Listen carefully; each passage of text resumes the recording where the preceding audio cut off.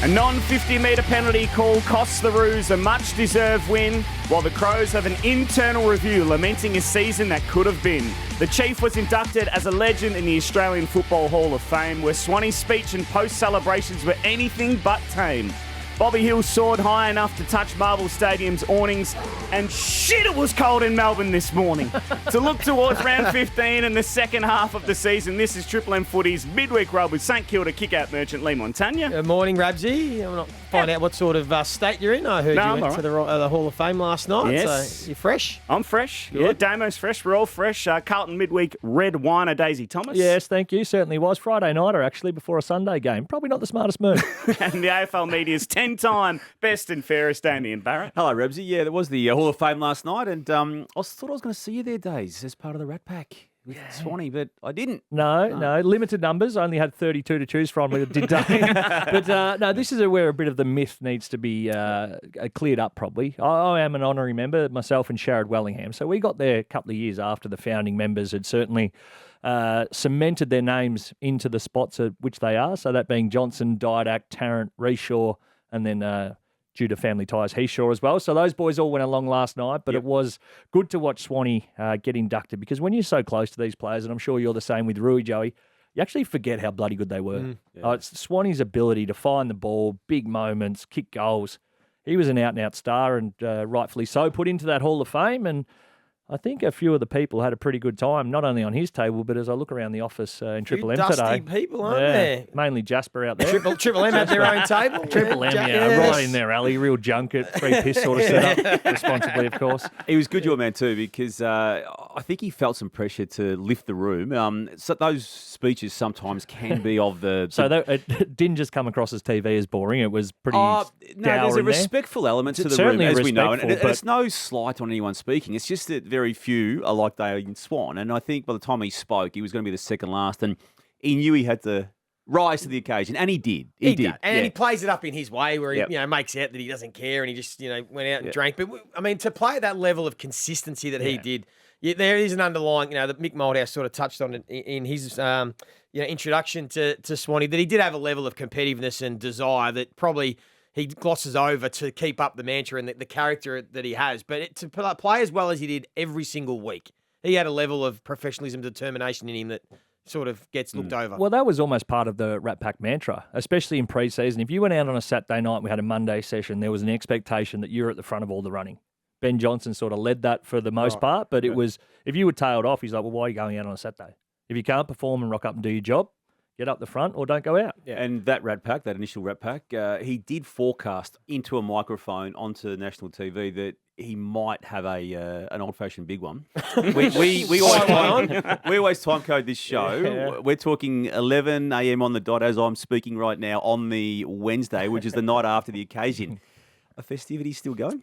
Look, what happens in the Rat Pack stays in the Rat Pack. But I did have a few calls in the early hours of this morning, so I might not have got the initial invite, but they were certainly keen to see what I was doing around 3, 4, 5. Well, you indicated there was at least a 6 finish in it. No, I got the feeling that was just a starting point. Yeah. No. And look, you only get inducted into the Hall of Fame once. That's right. So... If you get some grace, it is one of those nights. Unless you're chief, you get inducted as a legend the second time. And there you go. And we do have the yearly premiership reunions, which he did speak to and reference, that start at midday and he gets home 2 days later. So that's just for a reunion that happens every year. So rightfully so, I think the boys have enjoyed it. How was your table, Damo? It would have been going off. It was a media table. That media table. Or a media-oriented table. No, it is just one of those functions. It is the best function of AFL style all year. And it is a privilege to be in the room because the people in there who have been inducted, they also feel that as well. And you can just see, we'll talk about it after our break, but specifically who got in and how they spoke. But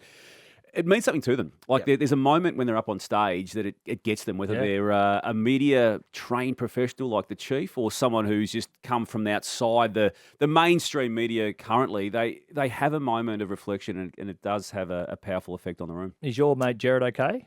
Had a fall? We did have a fall, yeah. Off a little the back tumble. of the stage, Did he? Yeah. Oh, is that why there was referencing to if he was... Oh, okay, I didn't know what happened. I think what happened was they were preparing for the next break and there was someone playing a harp, which was a nice reflective moment on the people who'd passed in the past 12 months. And I think they put a speaker in where he had previously stood just off shot, so to speak, and then when he backed back without looking, I think that's what happened. But he got up quickly. There was though. some concern, yeah. I was speaking it was to a loud Shaw, noise. and he was saying it was a decent stat. Okay, well, did well to finish off his Professional, duties, and he did very tough, well. Yes, hard, See, in and under. underrated Jared Waitley's toughness. And you had a good night, Rabsy, Triple M table Yeah, down the back. funnily I enough, heard you were right down We the back. were like, right near the and door. rightfully down so. the back. There's like a foyer area. We were basically sat in that, to be fair. And that's probably too close for mine. It was too close, yeah, but it was close to the bar too. So nice. as you can probably tell by the voice. We'll touch on the Hall of Fame a little bit later on. Plus your fair income or fugazi. This is Triple M Footy's Midweek Rub. Let's continue with the Hall of Fame. We will, because we just spoke about Dane Swan and we touched on the Chief, Jason Dunstall, but he had a long runway of acknowledgement, hadn't he, prior to last night. But again, just hearing him talk when he got up there and to reflect on what was one of the great careers, it was, again, a special part of being in the room. And you just, now that we've all got to know him to a certain degree, it was just nice to see him reflect on himself in a way that was typically Chief humble. Yeah, respectfully humble in everything he does, and almost to the fact that it's un-Triple M-like. When we all come on here and pump ourselves up, probably because we don't have the credentials that he has, he is. And just watching some of the highlights again, Christ, he was strong, he was good, he was powerful, but hardly missed. That was the other thing, watching that goal-kicking technique. Such a good player. Yeah, it was good for a lot of the younger folk to see Jason play footy, because it's amazing how many people stop him in the street now and only see him on the bounce and know him from TV, because it's been a while since he played. So it was great for a lot of people to see the highlights, and even for us to see, as you said, how powerful he was and how dominant he was as a full forward. I was rapt to see Kelvin Templeton get in. I'd actually sort of forgotten that he wasn't. And for someone who kicked 100 goals as a 20-year-old, I think it was, he is one of the 26 players in the history of the game to kick 28. And he then won a Brownlow medal 2 years after that as a centre-half forward. And as he reminded us last night, that came for a Footscray team that in that season had lost 11 matches in a row. And yeah, I mean, he was an iconic figure there for a period of time. He left Footscray to go to Melbourne in the same year that Peter Moore did.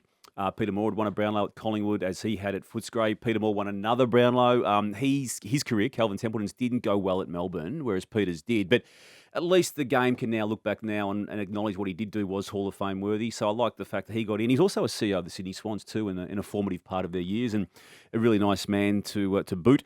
Chris McDermott spoke really well, didn't he, Joey? Yeah, he was terrific. I wasn't aware of his family backstory and how his parents passed very quickly in a time frame that left him and his brother and sister basically to fend for themselves. I mean, it was all done through the authorities, but I wasn't aware of the story, and he spoke so beautifully about that. They're the beauties of the night. So, yeah, he said his 14-year-old sister basically ran the home. She cooked and cleaned and looked after him and his brother. And those stories are all terrific, because you get to understand the backdrop. You get to see, especially some of these guys that played interstate and played Sandful, that we don't sort of get to see how dominant they were. And you're right, even the stories of Kelvin Templeton, how young, we all know the name, Kelvin Templeton, but to hear how young he was when he was dominant, and those sorts of stories are always great. So I love hearing them. And then signing off on the complete induction list last night, Michael Graham, a name we'd known about from here in Victoria, but not well, from Sandful and other parts of Australia.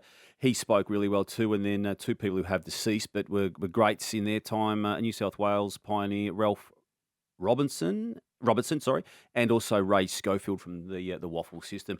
Hey, Zach Butters is free to play on the weekend after having his tribunal hearing last night. He made contact to the face region of Tom Green. Before I get your views on that specific, we also saw Jesse Hogan make contact with Lewis Young of Carlton earlier in the season. He's free to play as well. And then we had other issues too, not to the face, but to the body of Lachie Neale from both George Hewitt and Scott Pendlebury. So there's a match review office decisions being made on these types of incidents that has them missing a game, but then the tribunal flushes it through and they get to play. Well, first of all, rightly so that he got off. That you're not missing a week of footy for that. So you've got a problem with the MRO then in initially. Yeah, I'm just trying to remember the Jesse Hogan incident earlier. Did he get cited by the MRO for a week, and he got off as well? The tribunal. So it's back to your point about how everyone's on different pages. I don't think those incidents are worthy of missing a game of footy. They're open-handed. They're trying to get them in the shoulder or arm, bit and push and shove like men do on a football field, and occasionally it slips high. So they should be fine. So I'm glad that he's not missing a week of footy. Yeah. The whole take the same view. I take the whole thing with the same view, but it's still just everything is becoming less clear. Yeah. The MRO, the umpiring, how everything is done.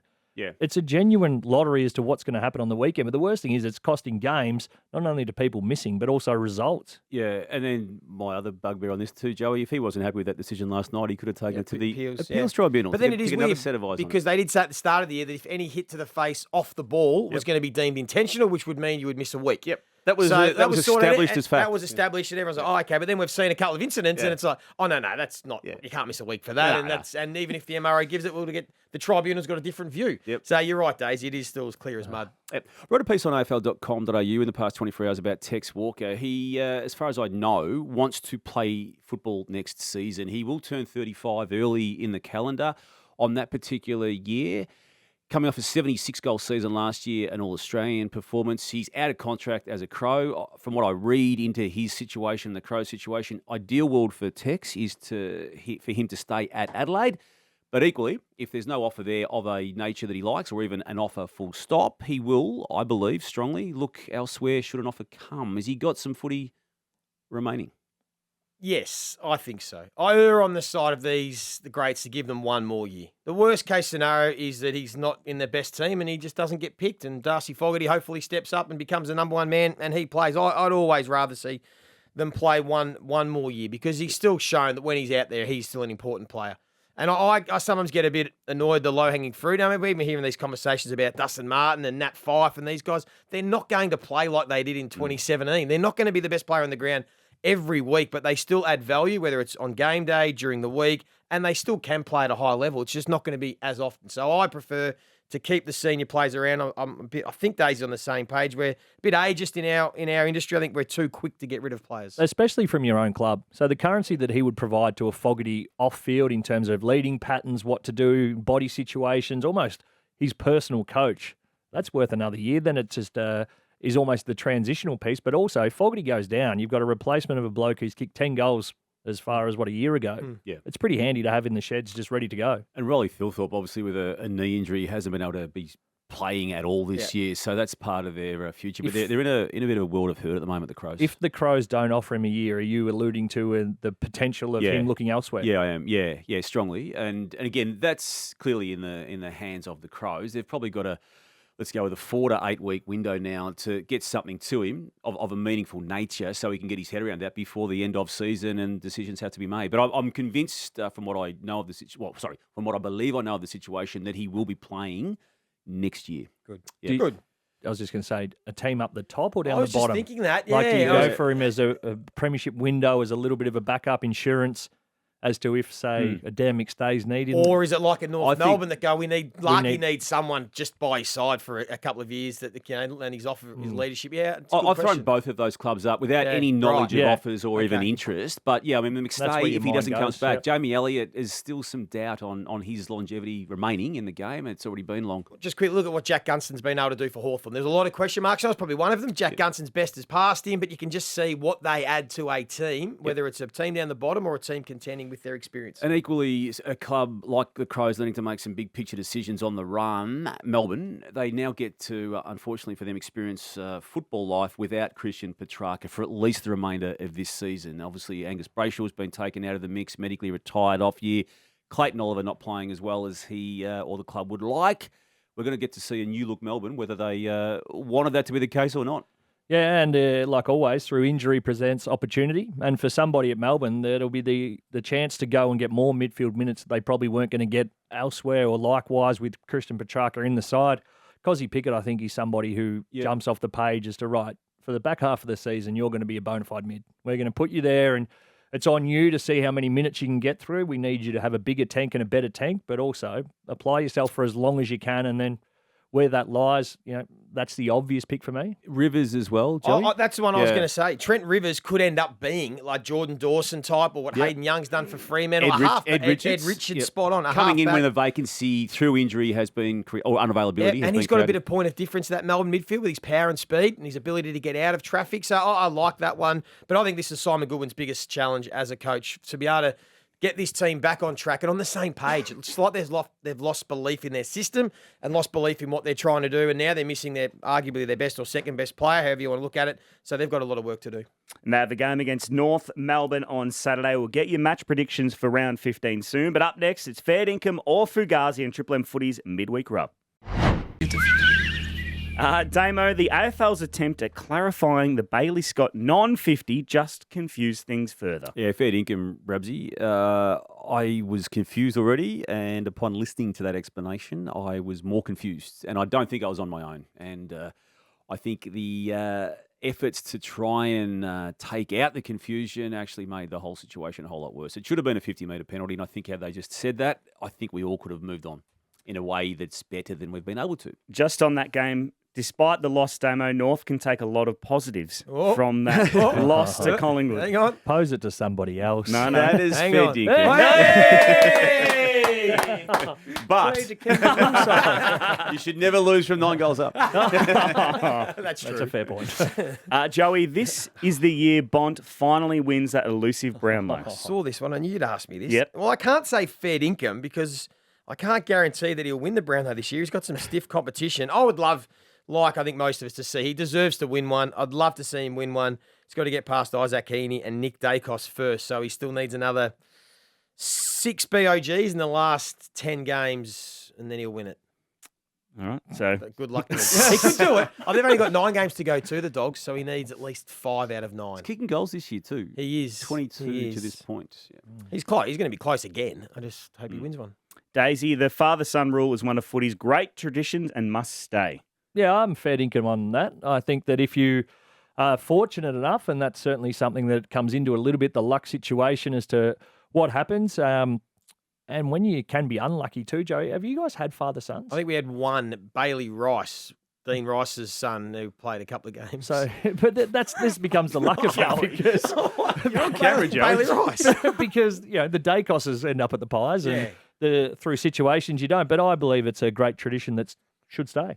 There's a couple of rewalts that'll come through in about 10 years' time. So there you go, if they come back from the US. Little Noah. Noah might be Yeah, a fun Noah, son. absolutely. He loves his footy, doesn't he? Yeah. Didn't he ask you why he has to go for the St Kilda? Yeah, I know. He wishes he break for the Swans at the moment, but I'm just trying to get him to stick fat. He also said, Uncle Joey, what's a kick in? I don't think he calls his dad uncle, mate.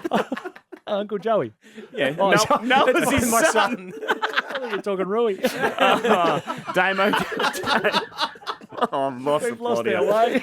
Damo, Dane Zorko's shift to halfback has revitalised Brisbane's season. That's another fair dinkum from you, Rabsy. It has. When Kenny Coleman went down at halftime, or just before halftime of the opening round this year, that was going to be a worry. It took a while for the Zork to I suppose, assume those responsibilities, but he has in the past 2 months, and he's been really good. He's already had an extraordinarily good career, the Zork, and this is another good season. You have to put your best kicker in the back line. Mm-hmm. It's as simple as that. They need to be a quarterback for your back line. You saw what Zorko did with his balls through the middle. You've seen the Pies put Nick Dacos there. You have to have your best kick playing in your back six. Daisy, Bobby Hill's mark was better than Jamie Elliott's on Anzac Day. Personal opinion, but fair dinkum for me. Was there for both of them, saw them both live. I just love a pack mark. The ability to go up over 3 or 4 people. He got the second elevation. Jamie's was a brilliant mark, and you're sort of splitting hairs, but for me, Bobby Hill's was mark of the year. For what it's worth, and that's all it is, I've just got Elliott ever so slightly ahead. So I have the deciding vote. Yes, You do. on And the midweek I rub. go with What's Uncle Joey going to say? Bobby Hill. Yeah, I good think on you, Bobby's mate. just slightly better. Maybe it's a recency bias, but maybe Bobby's just. What about Bobby's last mark of the day? Yeah, that was in the I most reckon that was important- even more difficult than the hanger. Yeah. Well, speaking of that game, Joey, Will Phillips being subbed out is one of the great coaching stuff-ups. Yeah, that's fair income. Will Phillips was doing a great job on Nick Dacos. I know there was some talk about Dacos' third quarter, but those 2 goals weren't on Phillips. Dacos only had 3 touches on Phillips in that third term. When he went into the midfield, he's played a lot more forward that quarter because Phillips was doing such a good job on him. So the little man would have been determined to stick to his guns. He was actually going pretty well. So they made a mistake on that one. Damo, Brodie Grundy could be partnering Max Gawn in the All-Australian team. It's your third fair income for me today, Rabsy. He's done it twice already. Once as the interchange player in that team, once as the starting ruck in a team, 2018 and 2019. Right now, I've still got them 1 and 2 this year. Should the All-Australian team have some fun and actually put the midfielders Grundy and then just put Warner, Heaney and Goulden and just say there's the All-Australian starting centre square? Because they'll probably all make the All-Australian team. It would be hard Just to for a bit of argue. fun. Yeah, it would right be hard. hard. And Yeah, unless, let us unless- work around it. yeah, unless Goulden is your He's a your winger. Yes, yeah. he will be. Yep. Daisy, despite being 13th, Brisbane are the 4th best team in the competition. Oh, 4th best. I'm going to say Fugazi, just off the top of my head, I'm not really doing the numbers on that. Collingwood, Carlton, GWS maybe ahead of them, so that'll make them 5th with the Swans. But I'm a firm believer that this is a group that can get it going back half of the season. Of the teams not in the 8 at the minute, I think they've got the most talent on the list and the way they play. I know you sort of did the deep dive into the profile as much as I did the feel of what they were doing coming into the bye. They were very good against St Kilda, albeit need to tighten up defensively. They can get on a run. They've got 5 games at the Gabba. This is a side that could get into finals and do some damage. Yeah, the 5th best team. I agree. And they're fit and healthy. Like Zorko has covered for Kadeen Coleman, so forget that. Other than that, they're missing Lincoln McCarthy and Gardner for the year. They've got Will Ashcroft coming back in the next couple of weeks. Yeah. So they're fit and healthy. They're confident. Their profile's in good shape. They'll make a charge. And you need to continue to rattle the cages of Eric and Joe. Yeah, whatever 6 you need and to do. 5. Get in their heads. Get in their heads and tell them that's a minimum standard. Speaking of Brisbane, the last thing a player travelling to Brisbane for an away game would be to wake up to Campbell Brown in their hotel room, Joey. Yeah, heard that story. Campbell Brown waking up Tom Campbell. It might have worked because Tommy Campbell got a game and then he played all right. So, a bit of an unusual, but not unusual that it was Campbell Brown. No, not unusual at all. Damo, Joel Amati is the roguest player to kick a bag of goals since Ben Ronks, 7 in 2018. Yeah, because Cole Reimers kicked his 8 before that, didn't he? So, yeah, fair dinkum. Good one. Did Kyle Reimers kick 8? At half time, he had 8. Sometimes you can luck in, can't you? He wore his boots to CQ nightclub as well that night.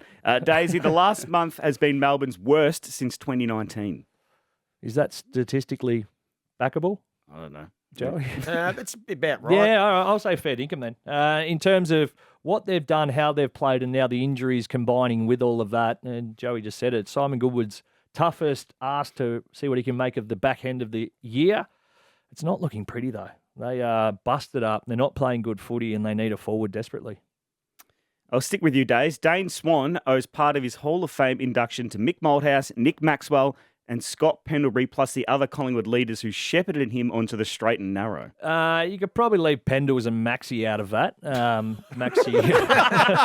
But don't give him too much credit. Probably Mick and Taylor, his wife, and also the coach. Look, Mick really had an appreciation of him being the player he was and understanding what that meant in terms of his releases off field. Yes, the boundary was probably pushed a couple of times, but Mick was always one to say, if you're in our best team, we are not going to let you sit out for a small misdemeanor. And doing so, we won a premiership. So might be the mould going forward, but if Maxi and Pendles want to claim any of it, they can shove off. Last one for you, Joey. Play you a bit of audio. This is a huge game. Western Bulldogs versus Fremantle. Freo are the sneaky good team in this comp that are sneaking up on a few. I think that they've discovered their mojo offensively off the back of their contest and defence, which has been elite all year. I think they win. Another cracker on Friday night. It's Fremantle versus Collingwood at Optus Stadium. This would be a massive win for the Pies. I think Fremantle are ready to take a scalp with the injuries and a couple of debutantes. This is Freo's best chance. Freo versus Sydney. This is a huge game. Freo are on form. Yeah, this is my outsider. I'm tipping Fremantle at home. I'm presenting on Freo tonight. Their profile is actually in really, really good shape. Elite defensively, elite contest, and as Daisy just touched on, they've now found what they're trying to do on offense, and if all of it continues, they've got the perfect balance with their game at the moment. So I'm giving them a massive chance. I think they'll beat Sydney, and next week, the narrative around Fremantle will change and they'll be starting to be put up in the bracket of those top 6. 2 losses and a draw in there. I've got to stop following Joey into tipping Freo because it's stuffing up my tips. That was selective editing, wasn't it? Off the back of the Sydney game is when they did hit their straps. They did get on a run and they were looking very good, but they were completely outplayed and they were horrible against the Western Bulldogs. So Put that's them in not the my bin, fault. Joey. The Put them in the profile was bin. in good shape. It wasn't my fault they didn't rock up to play. Joey, that sounded a bit personal. Yeah, that was an Didn't attack. it? Was. Yeah, That was a yes. little bit of a cheap shot, bit of a dig. Nah, who are they playing this What's week? that from, Fremantle? Rabsy? I know, Rudy Adelaide. cut it up. Oh, Rudy. Well, Port we'll see Adelaide. when we get to Fremantle Gold Coast too, I tip. Are they playing Gold Coast? Yeah, we'll get to that next. Just another one. Our man, how fit is our man looking at the moment? He's got a big moment coming up. He has got a massive moment coming up. 6 weeks, is it? Been for 2 runs, but thank you. It's working. I'm just trying to dig myself out of this hole at the moment. I'll get your match predictions for round 15 next on Triple M Footy's Midweek Rub. And as always, you can hear every single game of round 15 on the Listener app and on Triple M, Joey. And it starts Friday night, a huge game at the MCG, Carlton versus Geelong. Yeah, massive crowd. Good game of Friday night footy. Looking forward to this one. I like the Blues. I think they're coming along nicely. They're in good shape. They're sort of in my top 4 seeds. I'm presenting tonight on Geelong, Damo. Their profile, their defensive profile the last 6 weeks is horrible. Like we're talking like the worst in the competition the last 6 weeks. They're the easiest team to score against when it goes inside their defensive 50. So the bye, and I do rate Chris Scott highly, and I know you do too. So I'm sure they've gone to work on it. So it won't be as easy as maybe some of the other teams have scored against them. But at the moment, I have to tip the Blues. Not a good club to come up against if you're telling us that is a disaster down back, given the two big boys up forward for Carlton. So, look, I still feel there's something to play for Carlton this year. Sorry, the Cats this year, even beyond this game. But I just logic tells me I have to go with Carlton in this one. Very similar, Carlton for me. And that game when they played, I think it was round 8, that was incredible. Huge crowd, great game of footy. 13 points to the Cats, though, but if you remember, Michael Voss came out post and said, yes, it might have been entertaining, but that's not how we want to play. So probably not going to be the shootout that we might be expecting. Missed some shots late too. And there's a lot of talk about Carlton's defence that night, but the alarm bells are there on Geelong's defence. They conceded 100 points as well, and from then they haven't been able to reel it back in. The Giants versus Sydney, Damo. This is another huge game on Saturday. I have skipped Port Adelaide and Brisbane. We'll get back to that one. Yeah, you have. I was working on that one in my head when you said well, my let's name. go Port Adelaide versus Brisbane, Damo. You know he's systematic. I like what the Giants did last week. It was a dour, grinding effort that they needed against Port. I want to say Giants. Sorry, I'm long-winded here. I'm going to stick with the Swans after all that. No, I get what you're saying, because I think Giants could be a roughie as well, but how are you tipping against the Sydney Swans? You can't. Yeah, and So- there'll be enough at Didn't stake. we go back to Port? I'll tip Sydney still. Whichever game we're doing that involves Sydney, I'll be tipping them. Oh, let's go to that Port There Adelaide we versus go. Brisbane game now, Daisy. Look, the Brisbane Lions, after what I said earlier, just have to find a way to win this one. Port Adelaide have been hard to catch this season. Just when you want to get on board and think they're starting to make a case and cement themselves as somebody who could be playing finals, they continue to let me down. That inconsistency I don't like, and that's obviously around letting other teams score and not scoring enough themselves. They're horribly inaccurate, so I'm going to tip the Lions in this one. Another game where I could end up with egg on my face because I'm saying how well Brisbane are going and I think they're going to make a charge. Port Adelaide could win this at home. Like their best is great, but they've been inconsistent. Like Daisy said, you stop Butters, Rosie's out of form. Do the others lift? I'm going to go with Brisbane. Hopefully they don't let me down. Yeah, Brisbane with a degree of confidence. Sticking with you, Damo. Melbourne versus North Melbourne. Go on. Go on. You know you want. Go on. Go on. Come on. You know you want. Let's do it. Come on. Come on. I do want to, but I can't. Come on. So, Melbourne. Come on. But there's a similar feel to this game that I had last week that North could push Collingwood. Now, they didn't win, but they pushed them. I just think Melbourne's in carnage mode at the moment, and they just need to show something, so they will against the lesser credentialed North Melbourne. It's another tough one, isn't it? Because it's like, will North play again like they've done the last couple of weeks, or is there that element of, it's got to back off a little bit? And will Melbourne step up? I don't know. That first quarter from North Melbourne the was... first half is as good a footy as we've seen. 88 goals to 1 at quarter It time. was like Harlem Globetrotters, Yeah. unbelievable skill level. For a team that had hardly hit a target all year, Cheese was miss. taking one hand as they couldn't miss on the scoreboard. It was ridiculous. But what about Melbourne then? Are you expecting Melbourne to bounce? I don't know about this one. They've had the bye, surely. I'm a big believer in what you can Is salvage. Jake Lever back? Do we know? I think as we speak The talk- now, No, is it? no, is my understanding, but not with any source, just from what I've heard. We haven't answered this I'm yet. gonna tip the D's. I think again they're not. I don't think going to play finals, but I think they can certainly beat sides like a North Melbourne. Still got enough trust in the Yeah. D's. Come on, do it. Come on, D's, come on. D's. Sorry, I can't. I'm going to tip North Melbourne, even though no one asked me. Essendon versus West Coast, Daisy. Yeah, well, this is another danger game, I believe, for Essendon. I don't know. I still don't believe they've beaten anyone of note. The Giants probably one of those. The term flat track bullies get thrown around a little bit, and that's being labelled against Essendon. So for that fact, they probably win this one and then lose in a week or two when they play a good side. Bombers can't lose this one. Yeah, I need more convincing in the big picture on the Big Bombers. picture, But against the Eagles at Marvel Stadium in round 15, Bombers. And finally, Joey, why are you tipping Fremantle this week? Well, I'm not being bullied out of it because I think at home they'll bounce back. And the Gold Coast, as we know, once they get near an airport, they all start quivering and they can't win. So for that reason, I have to tip the Dockers. And Ben King under an injury cloud as well with a knee. Yes, that's correct. Good chance for the Gold Coast to finally win Hey, away. they can make a We statement. say We that keep saying every that, time. Damo. But they don't. I'm tipping them. For what it's worth, I'm tipping them, and they are the outsider, so that'll also be my outsider when we get to it. Two teams I can't trust, but I'm going to go with the Dockers. All right, we've heard Daisy's outsider. Have you guys got an outsider and a certainty? Essendon, my certainty, and Geelong is my outsider. Yeah, I'll go the same. Melbourne, my certainty, and Gold Coast, the outsider. All right, well, you can hear How's I nearly forgot that? I said it 30 seconds ago. you can hear every single game across round 15 on Triple M and the Listener app, starting Carlton versus Geelong. That is a huge game. Triple MCG Friday night following the huddle with Mark Howard, the legend Jason Dunstall, Luke Darcy, Nathan Brown, and our very own Damien Barrett. And This has been Daisy's off to catch up with Swanny right now. Having a nice little tame lunch at Gold Coast. well, enjoy that. This has been Triple M Footy's Midweek Rub.